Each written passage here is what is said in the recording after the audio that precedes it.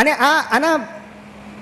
આના સ્તર હોય છે, આના લેવલ હોય છે. એક બહુ જ સુંદર પુસ્તક છે કે vote to say when you talk to your self. તમે જાત સાથે વાત કરો ત્યારે જાતને શું કહેવું એના ઉપર આખું એક પુસ્તક છે.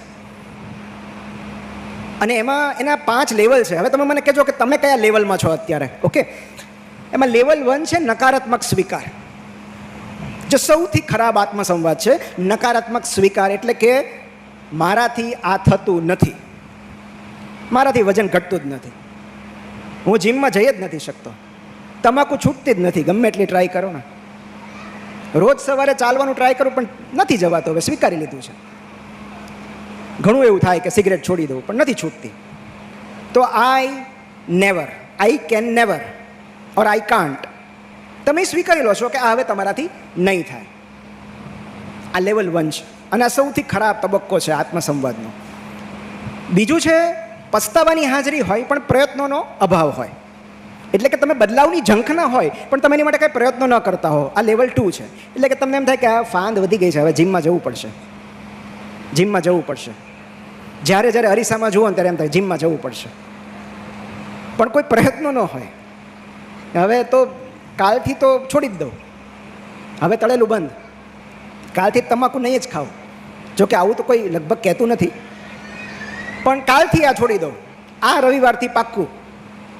તો બદલાવની ઝંખના છે કે હવે એના ઘરે ન જાઓ પણ ત્રીજા દિવસે પાછા ત્યાં જ ઊભા હો. તો બદલાવની ઝંખના છે પણ વિલ પાવર નથી, તમે પ્રયત્નો નથી કરતા. આ લેવલ 2 છે. એ લેવલ 1 કરતાં થોડુંક સારું છે કે એટલે તમને બદલાવની ઝંખના તો છે કે મારે બદલાવવું છે. લેવલ 3 સંકલ્પ છે, જે આપણે દર 31 ડિસેમ્બરે કરીએ છીએ અને 12 જાન્યુઆરી તોડી નાખીએ છીએ. સંકલ્પ છે કે આજથી હવે હું, આ સંકલ્પ છે કે આ 1લી તારીખથી હવે હું જીમ જોઈન કરીશ, હું રોજ 30 મિનિટ ચાલવા જઈશ, હવે હું જંક ફૂડ નહીં ખાઉં, બહારનું નહીં ખાઉં, હવે હું સિગરેટને હાથ નહીં લગાડું, હવે હું હેલ્ધી ફૂડ ખાઈશ. તો આ સંકલ્પ છે પણ હજી આ ફ્રજાઇલ છે, તૂટી જાય એવું છે, કારણ કે વિલ પાવર પર ડિપેન્ડ કરે છે. હવે ક્યારેય બોટલને હાથ ન લગાડવું પણ 10 મિત્રો ભેગા થાય અને થોડુંક પ્રેમાક્રમણ કરે તો એમ થાય કે ક્યાં મિત્રોનું હૃદય તોડવું, લાવો એક પેગ, તો એ તૂટી જાય. તમને એમ થાય 1 મહિનો તો જીમમાં ગયા ને, પછી બીજા મહિનાથી તમે વિડ્રો કરી લો, જીમ જવાનું ડિસકન્ટિન્યુ કરી દો. તો સંકલ્પ છે પણ એ શરૂ નથી રહેતું, કન્ટિન્યુ નથી રહેતી આદત. આ લેવલ 3 છે.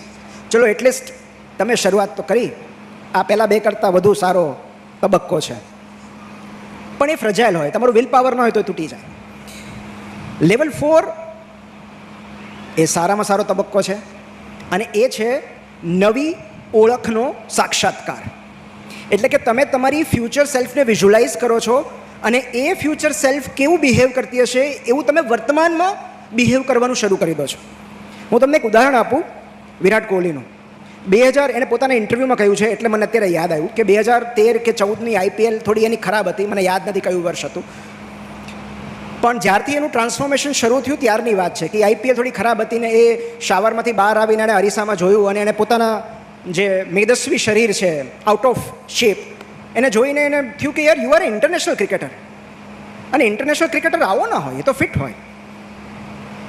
અને ત્યારથી એણે એ રીતનું રૂટીન શરૂ કર્યું, workout, diet, as if he is already an international cricketer. અને પછીની હિસ્ટ્રી આપણને ખબર છે. તો તમે તમારી જાતને એવું માનો છો કે હું લેખક બનીશ, તો લેખક શું કરે? લેખક તો રોજ વાંચે, રોજ લખે. તો start considering yourself as a writer.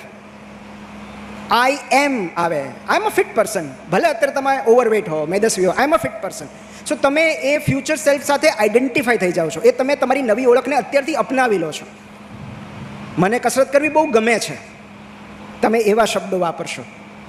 સો એ છે નવી ઓળખનો સાક્ષાત્કાર. તમે તમારી ફ્યુચર સેલ્ફને વિઝ્યુલાઇઝ કરો છો અને એનું આચરણ કરો છો. એ લેવલ 4 છે, એ સારામાં સારો તબક્કો છે. અને એની પછી લેવલ 5 આવે, જે છે યુનિવર્સલ એફર્મેશન. એટલે કે આખું બ્રહ્માંડ મારી સાથે છે, જે કંઈ થઈ રહ્યું છે એ મારી ફેવરમાં થઈ રહ્યું છે, મારી તરફેણમાં થઈ રહ્યું છે. આ બ્રહ્માંડની ગતિ મારી તરફેણમાં છે. જે કંઈ ઘટનાઓ થઈ રહી છે એ મારી તરફેણમાં થઈ રહી છે. કૃષ્ણમ સદાય સહાયતે, કૃષ્ણ મદદે આવશે જ. આ લેવલ 5 છે. પણ વિવેકાનંદે કહ્યું છે એમ કે જો તમને તમારી જાતમાં વિશ્વાસ ન હોય તો ઈશ્વરમાં શ્રદ્ધા રાખવાનો કોઈ જ અર્થ નથી. તમે બેઠા રહો કે કૃષ્ણ આવશે ને મારી જગ્યાએ ટ્રેડમિલ પર દોડશે તો વજન નહીં ઘટે. એ નવી ઓળખનો સાક્ષાત્કાર થાય પછી બ્રહ્માંડ આપણી સહાય પર આવે છે, પછી કૃષ્ણ સહાય આવે છે. અને આ સૌથી ઉચ્ચ તબક્કો છે, જ્યારે બધી ચિંતા, બધી અસલામતી, બધો ડર ખરી પડે છે. કારણ કે હું તો કહેતો આવું છું કે વધુ પડતી ચિંતા, ડર કે અસલામતીનું મુખ્ય કારણ બ્રહ્માંડ સાથેનું ડિસ્કનેક્શન છે.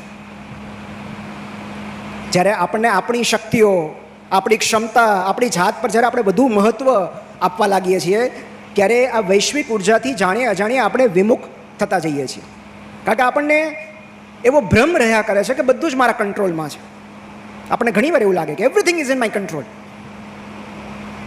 હું 3 વાગે નીકળું છું તો હું 7 વાગે પહોંચી જ જઈશ. મારી આસપાસનું વાતાવરણ, એમાં વસતા લોકો, એ લોકોની પ્રતિક્રિયા, એમનું વર્તન બધું જ મારી ઈચ્છા પ્રમાણે થશે, બિકોઝ બધું જ મારા કંટ્રોલમાં છે. આને કહેવાય ઇલ્યુઝન ઓફ કંટ્રોલ, નિયંત્રણની ભ્રમણા.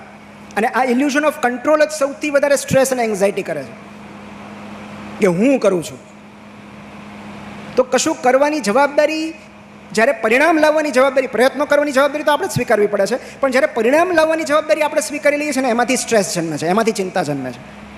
કારણ કે એનો મતલબ એમ કે બધું જ આપણે આપણા ખભા પર લઈ લીધું. તો જ્યારે આપણે આ દિવ્ય ઉર્જાની હાજરીને નકારીએ છીએ, તમે એને શિવ કહો, કોસ્મિક કોન્શિયસનેસ કહો, કૃષ્ણ કહો, બ્રહ્માંડ કહો, યુનિવર્સલ ઇન્ટેલિજન્સ કહો, જે પણ કહો, પણ જે દિવ્ય ઉર્જા આપણી અંદર છે અને જે આપણી બહાર રહેલી છે એ બંને જ્યારે અલાઇન થાય છે, જ્યારે બંને એકાકાર થાય છે ત્યારે ચમત્કાર થાય છે. તો એ દિવ્ય ઉર્જા પર ભરોસો હોવો જોઈએ. એક બહુ સુંદર પુસ્તક છે, the universe has your back. એટલે કે આ બ્રહ્માંડ તમારી સાથે છે. પણ આ સંસ્કૃતિમાં હું જ્યાં ઊભો છું ત્યાં મારે આ પુસ્તકની વાત કરવી નકામી છે. કારણ કે આપણે એ સંસ્કૃતિમાંથી આવીએ છીએ જે ભગવાન કૃષ્ણએ બાળપણમાં મોઢું ખુલ્લીને બતાવી દીધું હતું કે બ્રહ્માંડ આપણી અંદર છે, યુનિવર્સ એનર્જી આપણી અંદર રહેલી છે. અને એટલે જ્યારે એ ઉર્જા સાથે આપણે એકાકાર થઈએ છીએ, જ્યારે આપણે એના પર એક વિશ્વાસ મૂકીએ છીએ, ત્યારે બધો ડર, બધી ચિંતા, બધી અસલામતી ખરી પડે છે. તમે વિચાર કરો કે તમે કોઈ જંગલમાં જશો ને તો જંગલમાં અમુક સુંદર ફૂલો ખીલ્યા હશે. અને એવા સુંદર ફૂલો તમને ક્યારેક નવાઈ લાગશે કે સૌથી સુંદર ફૂલો તો જંગલી ફૂલો હોય છે ક્યારેક. એવા સુંદર સુંદર કલરના જે આપણે ક્યારેય જોયા જ ન હોય, મલ્ટી કલર, અને એક્ઝેક્ટ એના દરેક પાંખડીમાં યુનિફોર્મ હોય, એટલે એક જ જગ્યાએ કલર અટકી જાય અને નવો કલર શરૂ થાય. તો એવા જંગલમાં કે જે જંગલી ફૂલોને કોઈ સૂંઘવા નથી જવાનું, કોઈ એના ફોટા નથી પાડવાનું, એવા જંગલી ફૂલોમાં જેણે રંગ પૂર્યા છે એણે મારાના તમારા માટે કંઈ નહીં વિચાર્યું હોય? જેણે મગફળીની અંદર શીંગના દાણા મૂક્યા છે એણે મારાને તમારા માટે કંઈ નહીં વિચાર્યું હોય? તો મને જ્યારે એમ કહે ને કે બહુ ડર છે, બહુ ચિંતા છે, બહુ એન્ઝાયટી છે, ત્યારે હું એક જ કહું કે તમે થોડા વિમુખ થઈ ગયા છો દિવ્ય ઉર્જાથી, તમારી અંદરની અને તમારી બહારની બંને.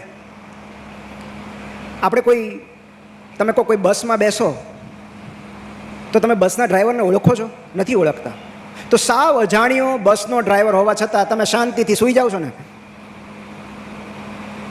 તમે કોઈ ફ્લાઇટમાં બેસો ત્યારે જે પાયલટ હોય એને પૂછો છો કે ભાઈ તારું સર્ટિફિકેટ બતાવો તો ટ્રેનિંગનું, ક્યાંથી ટ્રેનિંગ લીધી, આવડે છે ને તને? નથી ઓળખતા તમે એને. અને તેમ છતાં તમે ફ્લાઇટમાં પટ્ટા પહેરીને બેસી જાઓ છો, ફોટા પડાવો છો. કોઈ શિપનો કેપ્ટન તદ્દન અજાણ્યો હોવા છતાં આપણે ડૂબી જવાના ડર વગર શિપમાં બેસીએ છીએ, વહાણમાં બેસીએ છીએ. તો કોઈ સાવ અજાણ્યા ડ્રાઈવર, પાયલટ કે કેપ્ટનને ભરોસો આપીને, એનામાં વિશ્વાસ મૂકીને આપણે કોઈ વ્હીકલમાં, કોઈ વાહનમાં બેસી જતા હોઈએ તો આપણો પ્રિય, પરિચિત અને પાવરફુલ સારથી એવા શ્રી કૃષ્ણમાં ભરોસો રાખીને નિશ્ચિંત કેમ નથી થઈ જતા? પણ માત્ર શ્રદ્ધા રાખવાની વાત નથી, માત્ર બેસી રહેવાની વાત નથી. આ આશાવાદ અને વાસ્તવિકતા વચ્ચેનું એક સુંદર સંતુલન જળવાવું જોઈએ. અને એ માટે મારે તમને એક બીજી વાર્તા કહેવી છે જે બંને વસ્તુને પ્રેક્ટિકલી બેલેન્સ કરે છે. અને એ છે સ્ટોકડેલ પેરાડોક્સ. એક બહુ સુંદર ઘટના છે. એકચ્યુઅલી આ ક્યાંથી આવી એ પણ હું તમને કહું છું. પણ એડમિરલ સ્ટોકડેલ એવા એક એડમિરલ હતા, એ સૈનિક હતા અમેરિકાના, અને એ નેવીના ઓફિસર હતા, પ્લસ ફાઇટર જેટ પણ ઉડાવતા. અને બન્યું એવું કે જ્યારે અમેરિકા વિયેતનામનું યુદ્ધ થયું ત્યારે એ ફાઇટર જેટ ઉડાવી રહ્યા હતા, અને એ સમયે વિયેતનામના સૈનિકોએ એનું ફાઇટર જેટ તોડી પાડ્યું.